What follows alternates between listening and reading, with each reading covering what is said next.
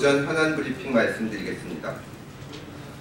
박근혜 대통령이 서승환 전 국토부 장관에게 최순실이 보유한 부동산 인근 지역에 대해 개발을 검토하라고 지시했던 사실이 보도되었습니다.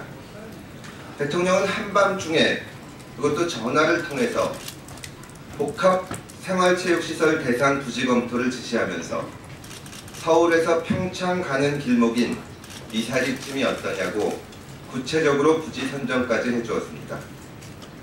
국토부는 대통령의 지시를 받은 지 한 달 만에 대상지 3곳을 골라서 청와대에 보고했고, 이 보고서는 정호성 전 청와대 부속비서관을 통해 최순실에게 넘어갔습니다.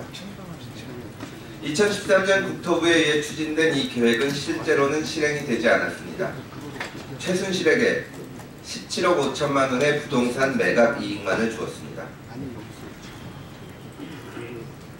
이 사건은 최순실의 부동산 투기를 위해 대통령이 직접 나서서 정부의 사업계획을 만들고 차익 실현 후 계획은 무산시킨 대통령 주연의 기획부동산 범죄입니다. 대통령이 경제 개념이 없고 대통령과 최순실은 경제적인 이해관계까지 함께하는 사이라는 것은 이미 밝혀진 사실입니다. 미르와 K스포츠재단 설립, 삼성의 정유라 지원에 이어 기획부동산까지 대통령과 최순실의 국가를 이용한 돈벌이를 특검과 헌재가 반드시 밝혀주기 바랍니다.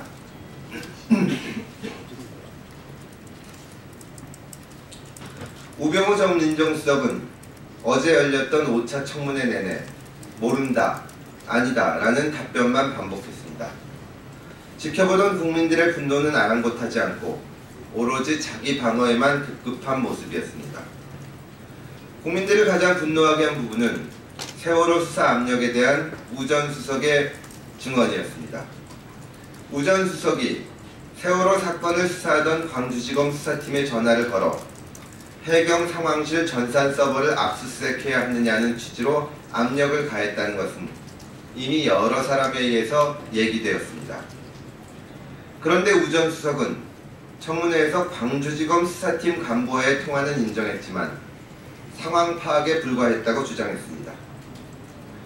우 전 수석이 수사팀에 전화를 건 시점은 수사팀에서 대검과 법무부의 구체적인 압수수색 장소를 지정해서 보고서를 올린 이후입니다. 상황 보고를 받은 이후 상황 파악을 위해 수사팀에 전화했다는 주장은 청문회를 위해서 준비했던 맞춤형 거짓말로 보입니다.